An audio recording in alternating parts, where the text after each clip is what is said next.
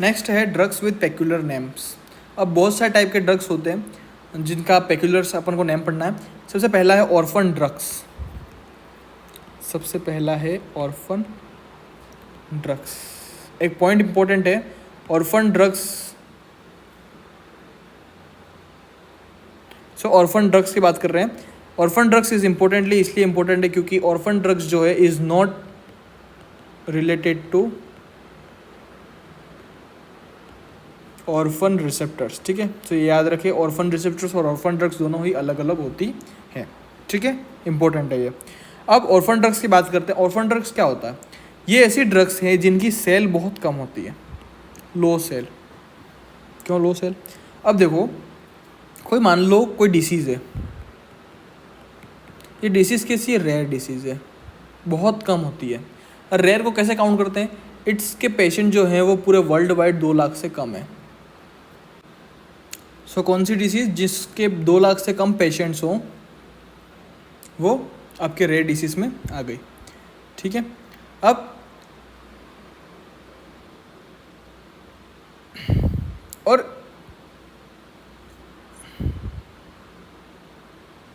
ठीक है, तो अब अपन बात करते हैं कि कौन कौन सी ऑर्फन डिसीज ऑर्फन ड्रग्स हैं। उससे पहले देखो, एक तो ऐसी ड्रग्स जिनकी सेल कम हो। क्यों? क्योंकि उसकी जिस डिसीज़ की वो दवाई है वो रेयर है।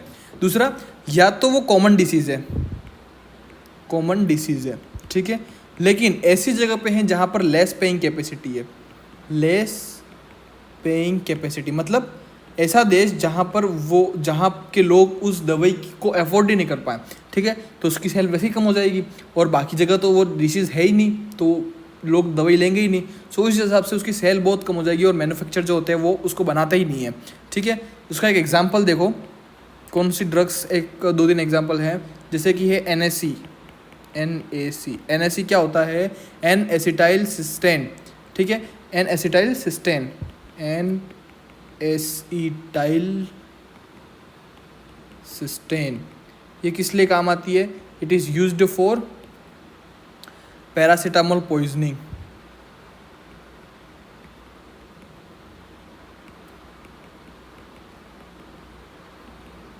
ठीक है, पैरासीटामोल पॉइजनिंग के लिए काम आती है। ठीक है, और साथ ही साथ एक ड्रग और है, इसका नाम है फोमेपिजोल।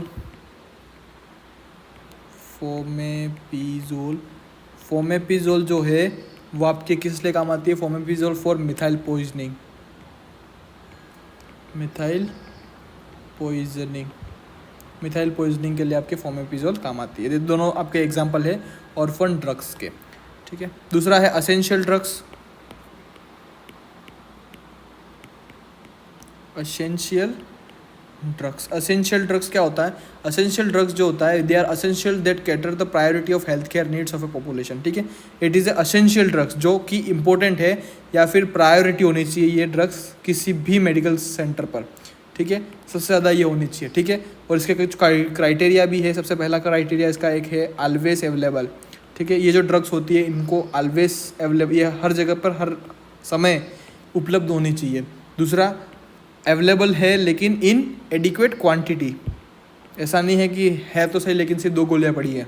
ठीक है, तो एडिक्वेट क्वांटिटी में, एडिक्वेट क्वांटिटी। दूसरा, क्वांटिटी भी बहुत सारी पड़ी है लेकिन विथ एश्योर्ड क्वालिटी। ऐसा नहीं है कि खाने से और बीमार पड़ जाए। ठीक है, so assured quality. So we have available, quantity और क्वालिटी। ये किसकी है? एसेंशियल ड्रग्स की गाइडलाइंस को बेसिस है।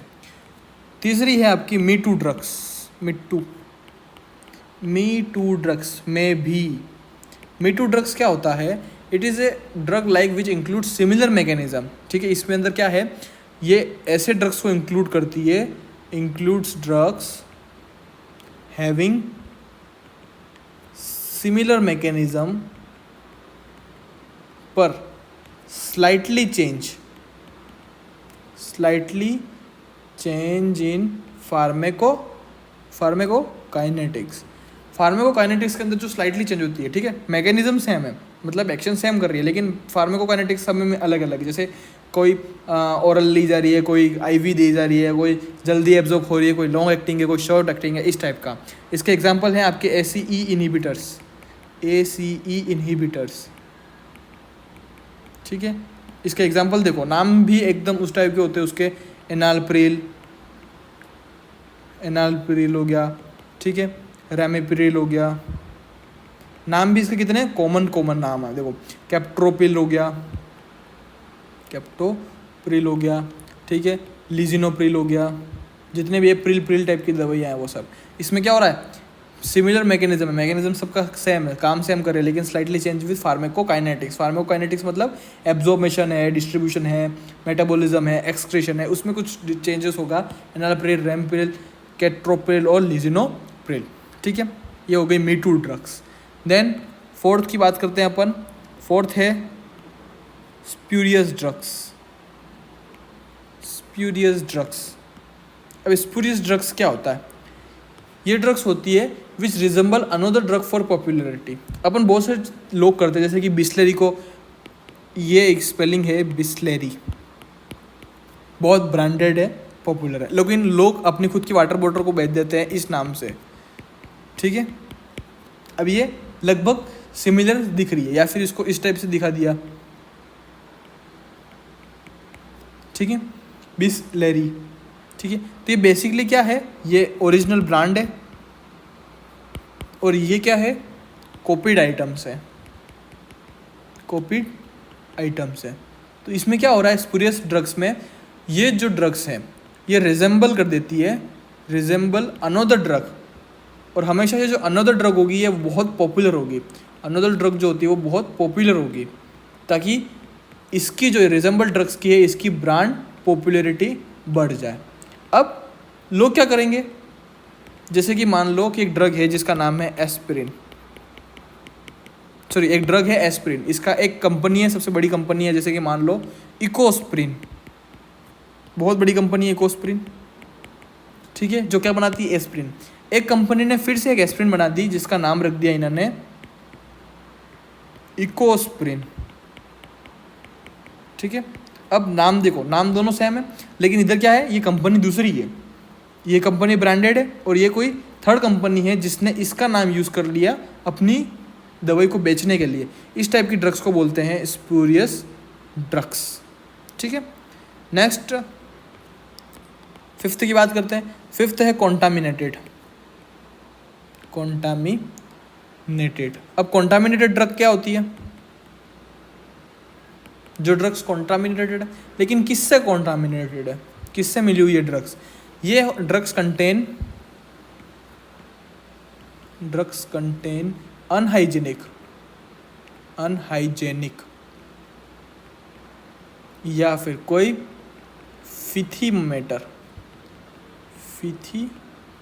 मतलब अगर मान लो कोई दवाई है, इसके साथ में किसी का बाल आ गया, it's unhygienic.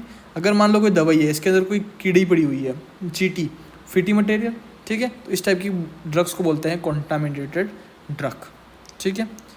Next sixth last one is misbranded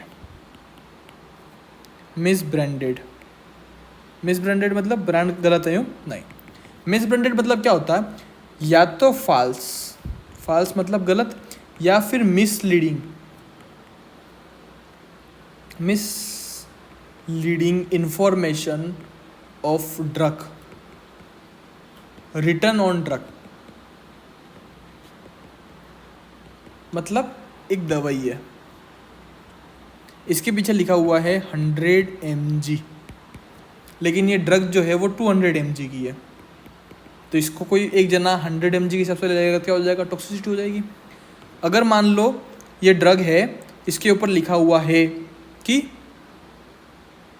expired before 123 जनवरी 23, लेकिन इसकी एक्सपायरी डेट है 9/22, ठीक है, तो ये तो टॉक्सिसिटी फैला देगी, पॉइजनिंग कर देगी, कुछ भी कर सकती है।